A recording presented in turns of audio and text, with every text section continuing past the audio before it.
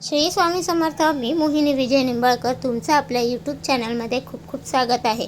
आजच्या व्हिडिओमध्ये आपण बघणार आहोत श्री महालक्ष्मीची प्रतिष्ठापना व विसर्जन पूजा विधी कशी करायची. आज मार्गशीर्षचा पहिला गुरुवार आहे, तर त्याची पूजा कशी करायची, मांडणी कशी करायची हे आज आपण आपल्या आजच्या व्हिडिओमध्ये बघणार आहोत. ही पूजा आपण स्वतःही करू शकतो, फक्त ती करताना मनोभावे करायची आहे. देवीची स्थापना करताना तिचे तोंड पूर्वेकडे किंवा उत्तरेकडे असावे. देवीची स्थापना करण्यापूर्वी घरातील जागा शक्यतो गाईच्या शेणाने सारवून घ्यावी. फरशी असल्यास स्वच्छ पाण्याने पुसून घ्यावी. ज्या ठिकाणी देवीची स्थापना करायची आहे त्या जागी चौरंग किंवा पाट मांडावा. त्याच्या सभोवती रांगोळी घालावी. थोडे गहू किंवा तांदूळ चौरंगाच्या किंवा पाटाच्या मध्यभागी वर्तुळाकार पसरवून ठेवावेत.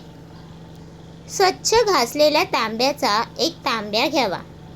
पितळेचा किंवा तत्सम धातूचाही चालू शकतो. तो पाण्याने पूर्ण भरावा. एक सुपारी, एक नाणे व दुर्वा त्या पाण्यात घालाव्यात. 5 प्रकारच्या झाडांच्या 5 डहाळ्या किंवा 5 झाडांची प्रत्येकी 5 पाने कलशाच्या तोंडावर रचून त्यावर नारळाची शेंडी वर राहील अशा प्रकारे एक नारळ ठेवावा. हळद व कुंकुवाची बोटे कलशाच्या बाहेरच्या अंगाला सर्व बाजूंनी लावावीत. तांदूळ किंवा गहू पसरलेल्या चौरंगावर किंवा पाटावर हा कलश नीट ठेवावा. श्री महालक्ष्मीचे चित्र एका पुठ्ठ्यावर चिटकवून त्या चित्राची तस्बीर समोर येईल अशा तऱ्हेने कलशाला टेकवून ठेवावी.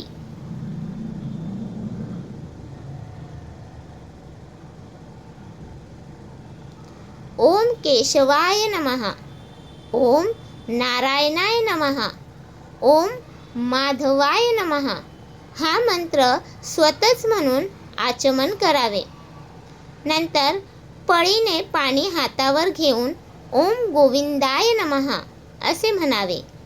असे म्हणून हातातील पाणी ताम्हणात सोडावे. नंतर देवीला स्नान घालावे.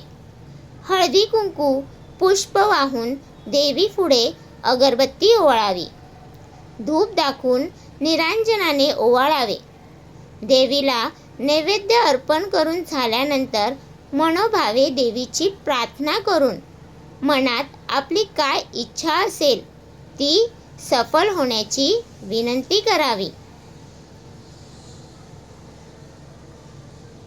देवीच्या चौरंगावर पाट मांडून त्यावर बसून श्री महालक्ष्मी व्रताची कथा वाचावी.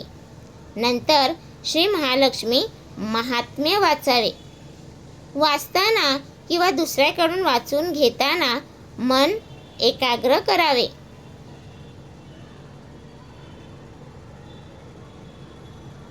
देवीला नैवेद्य अर्पण केल्यानंतर हात जोडून या पोथीत छापलेल्या श्री महालक्ष्मीला उद्देशून इंद्रदेवाने म्हटलेले नमन अष्टक म्हणावे. हे अष्टक म्हणण्यापूर्वी आपल्या मनात जी काही इच्छा असेल ती देवीला सांगून ती फलद्रूप व्हावी म्हणून देवीला मनोभावे विनंती करावी.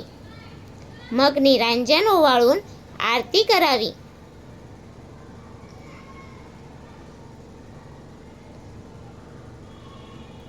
रात्री महालक्ष्मीची पुन्हा पूजा करावी. एखादा गोड पदार्थाचा महानैवेद्य दाखवावा. गाईला देण्यासाठी एका पानावर गोग्रास काढून तो घास गाईला द्यावा. नंतर कुटुंबातील सर्वांनी भोजन करावे.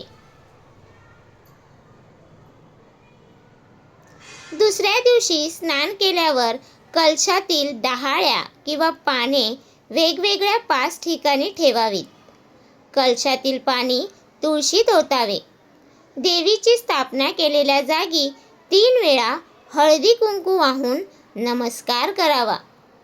अशा प्रकारे महिन्यातील प्रत्येक गुरुवारी व एकूण 8 गुरुवार होईपर्यंत श्री महालक्ष्मीची पूजा करावी.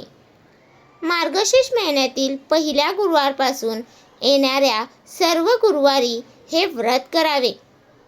न चुकता दरवर्षी हे व्रत केल्यास घरात समृद्धी, सुख, आनंद येतो आणि त्या घरावर देवीचा वरदहस्त राहतो.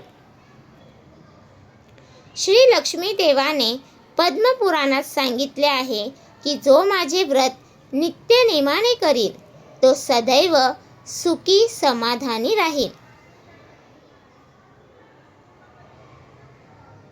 गुरुवार हा श्री दत्तगुरु भक्तांचा उपासना करण्याचा दिवस असल्यानेही याला महत्त्व आहे.